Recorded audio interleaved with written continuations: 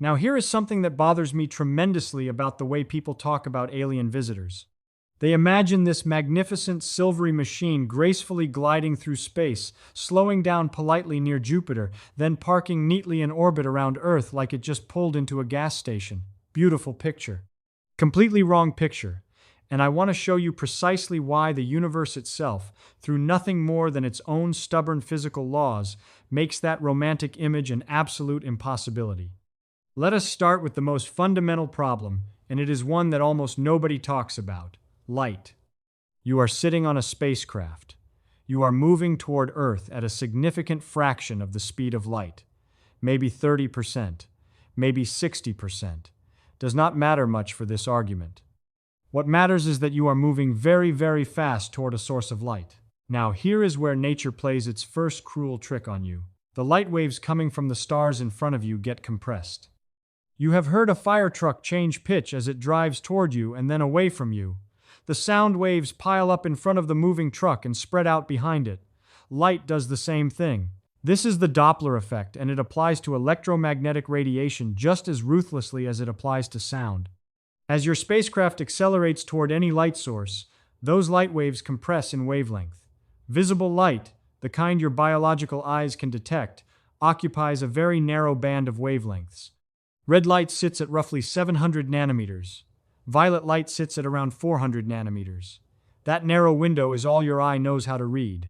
Now, when you are traveling at a large fraction of the speed of light toward those stars, their light gets blue shifted so aggressively that the wavelengths compress far below 400 nanometers. They leave the visible spectrum entirely. The starlight in front of you has transformed into ultraviolet radiation, then X-rays, then gamma rays. You cannot see any of it. Not a single photon of visible light is coming through that forward window. The window is showing you nothing but blackness, while invisible high-energy radiation is quietly cooking through whatever shielding your ship has.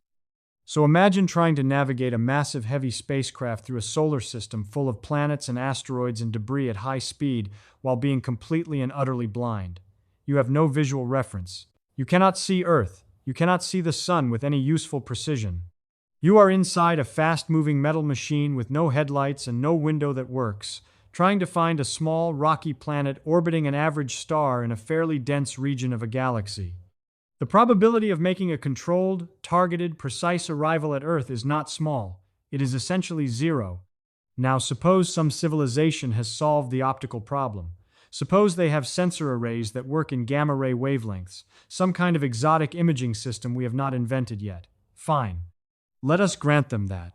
Because even if they can somehow see where they are going, they now face a far more brutal problem. They have to stop. Think about what stopping means. Not in the cozy, gentle way we think of braking a car on a flat road. Stopping means transferring the kinetic energy of an enormous metallic structure moving at a significant fraction of the speed of light into something else. Kinetic energy scales with the square of velocity. Double the speed, quadruple the energy. At 10% the speed of light, a reasonably sized spacecraft carries more kinetic energy than the entire nuclear arsenal of every nation on Earth combined.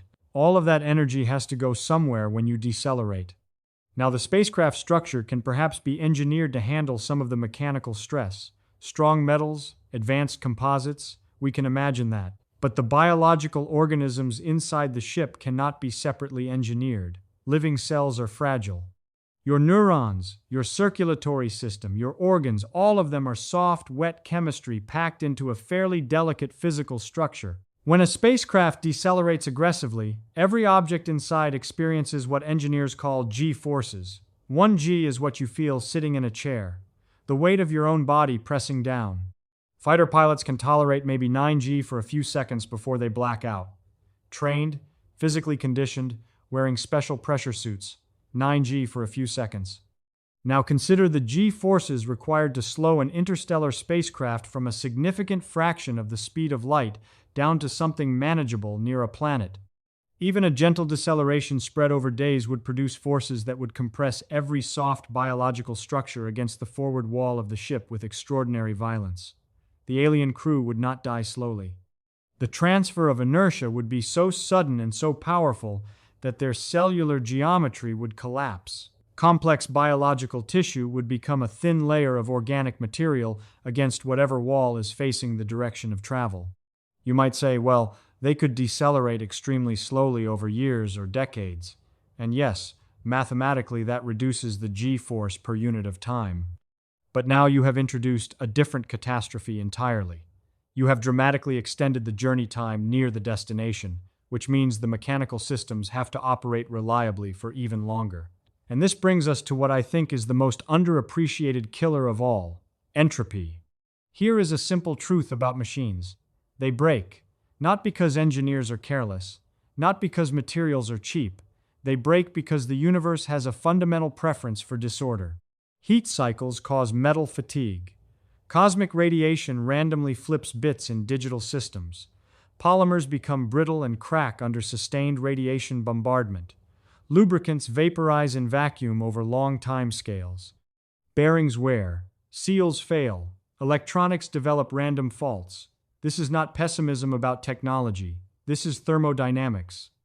On a journey from the nearest star system to Earth, you are talking about a minimum travel time of decades at the absolute fastest conceivable speeds.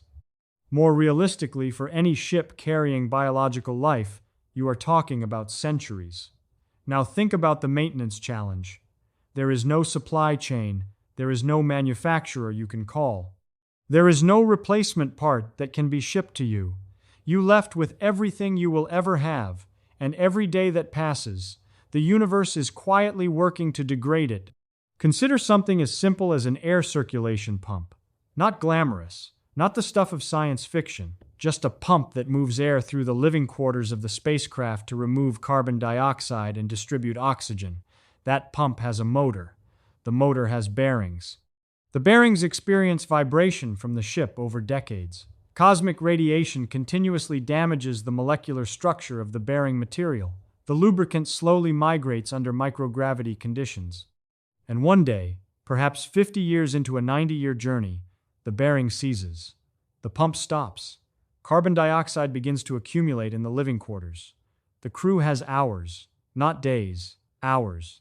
Now, multiply that failure mode by every mechanical and electrical system on the spacecraft.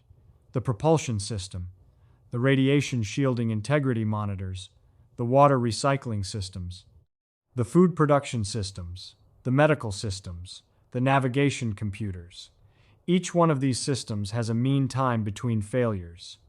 And when you chain hundreds of independent systems together over a journey of decades or centuries, the probability that all of them survive without a single catastrophic failure approaches zero with mathematical certainty. You do not need every system to fail. You need one critical system to fail at the wrong moment. And here is something important about redundancy, because that is the obvious engineering response. Build backup systems.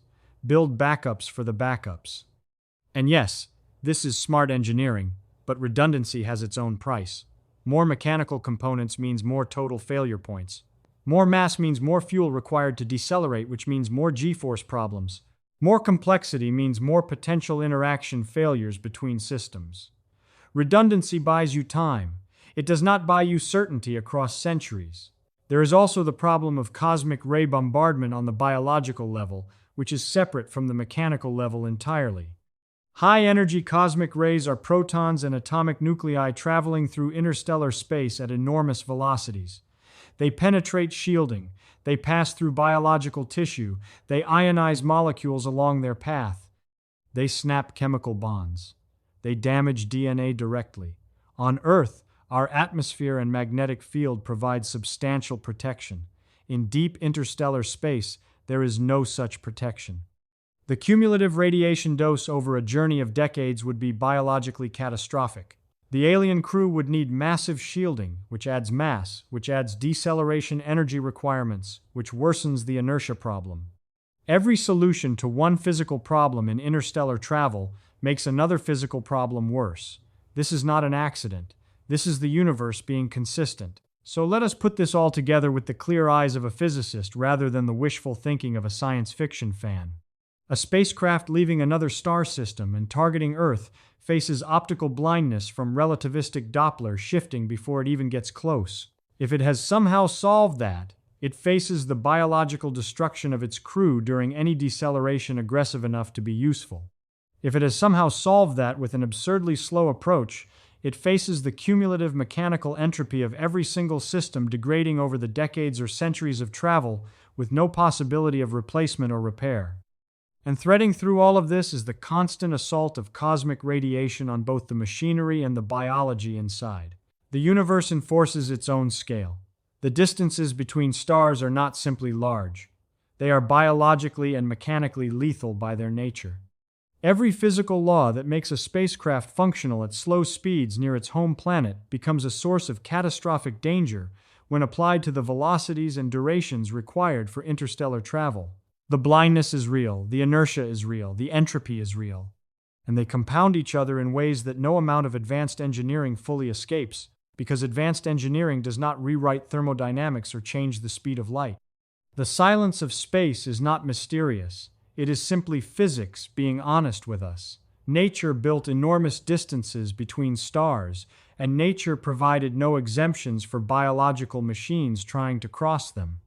The universe does not need to forbid alien visitors. It simply built the physics correctly, and the physics does the job beautifully on its own.